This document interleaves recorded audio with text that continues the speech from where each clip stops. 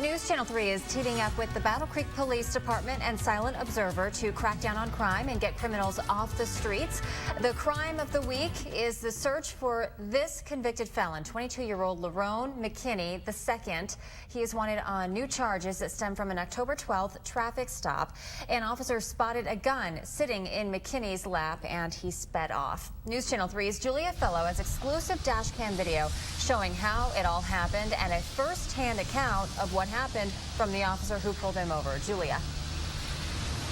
And Kate, this was originally a pullover for a suspected drunk driver, but as you'll see from this police dash cam video we have obtained, it quickly changes, and now the search is on for a wanted man. Appears to be going over the speed limit.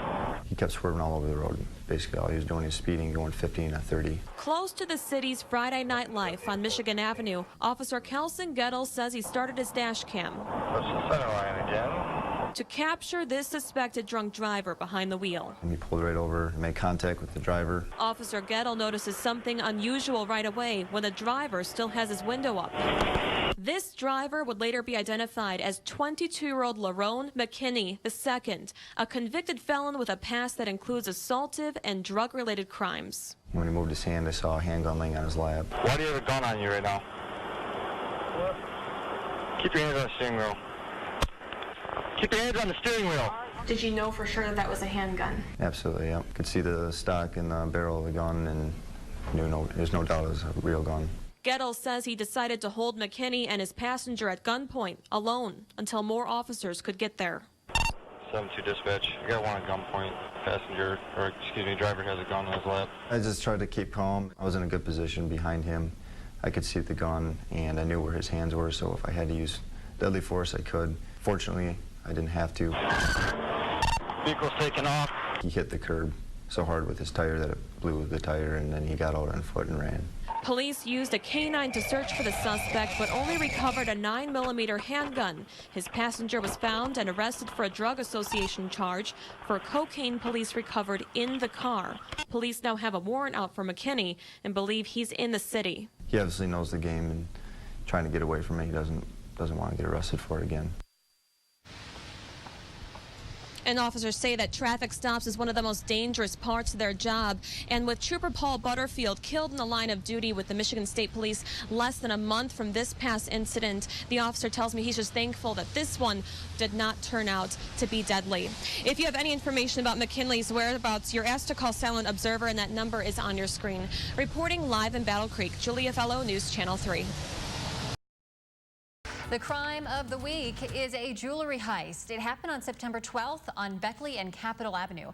Detectives say it involved an experienced group that has hit other states. News Channel 3's Julia Fello spoke to detectives and workers at that family-owned business. It seemed after watching the video that they were more professional than just somebody trying to rip somebody off. In a matter of minutes, 3 thieves managed to take off with thousands of dollars worth of diamond bracelets. They had a plan together. They had 2 people were acting as customers, kind of as, to throw everybody off. While the employees are distracted, the man sitting down makes his move. He's just trying to conceal his arm going into the display case where he's reaching in right now. Right now he's already got the bracelets.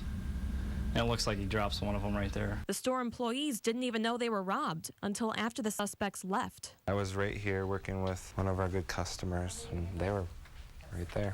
C.J. Cummins says it took only minutes to see something out of place. They just kind of reached over and took the ramp, and those were knocked over. And that's the sign that they were missing, but they were looking at the pink diamonds, I believe. Looking back, workers could see the signs something was wrong. With the palms not touching anything, with their fingerprints, making sure that they didn't look at the cameras when they were walking in. They all looked down at the floor, and those kind of things. They've done this before. We also got tips that they had hit a store in Bowling Green, Kentucky, which their videos came up, and the photos actually match these people, so we know it's multi-state that they're working. Police hope this video will put a stop to these thieves. You don't know what's going to happen if they try to steal some jewelry and it ends up being a confrontation between the store owner or customers at the store. Anything could happen. In Battle Creek, Julia Fello, News Channel 3. If you have any information on these break-ins, call Silent Observer at the number on your screen, 269-964-3888. You can also find that information in the link section of our website, WWMT.com. News Channel 3's Julia Fello shows us the unexpected ways thieves could get into your home. She's joining us live with more. Julia. And Andy, these suspects have stolen thousands of dollars worth of expensive jewelry and electronics, all during the day while the homeowners are at work. They need a couple $100, so they go break into a house, steal a couple $100 worth of stuff, get some quick cash. They might sell it for drugs, they might sell it for something else. Just depends on kind of what they're into.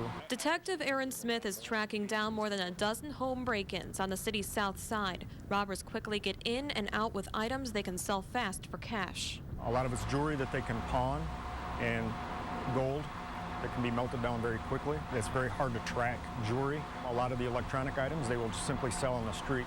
Some of them do know that eventually it will be traced back through a pawn shop, so they will sell it on the street for a very cheap price. If you have a checkbook laying in the house, they'll take checkbooks. Detectives believe these are all connected because the thieves use the same tactic. Go up to a home and knock on the door. If no one's home, they break in. If somebody does answer the door, they will come up with a reason for being there. Can I use your restroom or some other excuse? A lot of these neighbors will call and say, oh yeah, I thought I saw somebody walking around the house earlier in the day, but I didn't know if it was a cousin of yours. The 4,000 block of Beckley Road has been hit hardest. Crime techs have been processing fingerprints and evidence at the scenes, but they don't want to take the next trip to your house if they can help it. Don't be lax in your home security. Lock your doors. Let your neighbors know you're gone. If you got an alarm system, make sure you're using it. And the rash of break-ins may also be related to 2 church break-ins that took place over the past month. We're told some items were recovered after a recent bust in the city. Now we have a full screen here. If you have any information on these break-ins, call Silent Observer. That number is on your screen. That's 269-964-3888. Reporting live in Battle Creek, Julia Fello, News Channel 3.